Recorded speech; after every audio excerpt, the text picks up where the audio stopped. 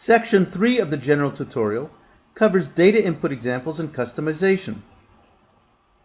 Just scroll down to this area where the Forms Optum Data Input Explanation table appears.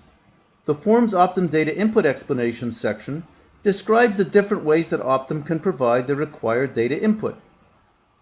The form is designed to provide Optum with an example of the type and form of the data required in all instances from a predefined set of pull-down menu choices. The form then preloads into the Optum pull-down menu data selection cell for this data the same choice that is displayed in the example cell. This then enables Optum to choose from one of the choices or change the selection and then choose from this changed set of choices, and we'll demonstrate all of these options. Let's start with a description of each of these columns in the table. The data input name. The data input name is the name of the data variable for which data is required from Optum. The example. From a pull-down menu of pre-populated choices, the form displays an example and chose this one to display. And these may or may not be appropriate Optum data input selections. The Optum pull-down menu data selection is the pull-down menu in bright green from which Optum selects the appropriate data choice or determines that none of these predefined choices are acceptable and the customization list itself needs to be changed. And this is the customization list. The form preloads the choice from the example column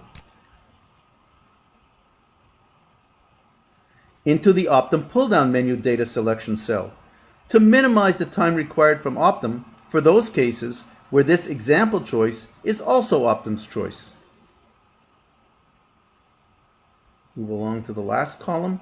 The Optum comments provides Optum with the opportunity to explain or clarify their data selection choices. These comments are all in free format, and we can see that there are 3 cells per data input selection provided for Optum to record their comments. Scroll back a little bit. In the event that Optum determines that none of the predefined choices are appropriate, these as we see are the predefined choices for the project name, the best practice is either change one or more of the existing choices or add to the existing list of choices. Let's assume that Optum wants to change the name of the project, as none of these predefined names in the list of potential names is appropriate. The customization screen contains all of these predefined choices and is the screen where all of the required changes can be made. So we'll click here to go to the customization screen, and here we're on the customization home screen. We'll just scroll down a little and we can see that all of the predefined choices are found in the column on the right hand side of the screen in light brown color. Here are the choices we saw previously in the pull down menu for project name. Here's another one for geographical, and so on.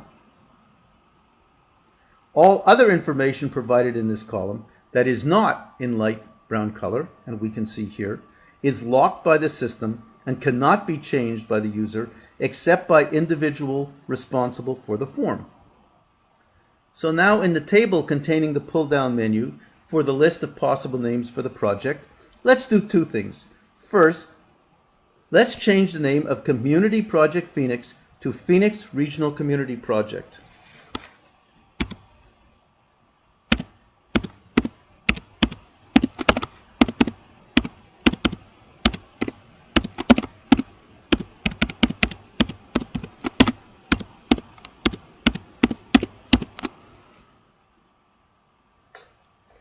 And second, let's add a new name, Optum Winning Strategy for Phoenix.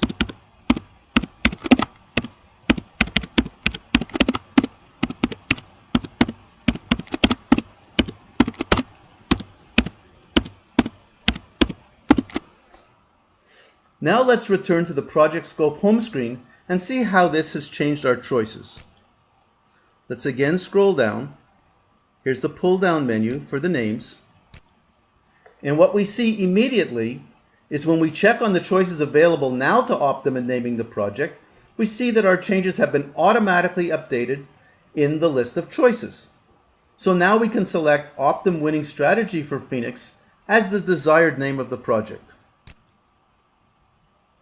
This concludes Section 3 and the general tutorial on the common features and functionalities of all Acuitas data input forms.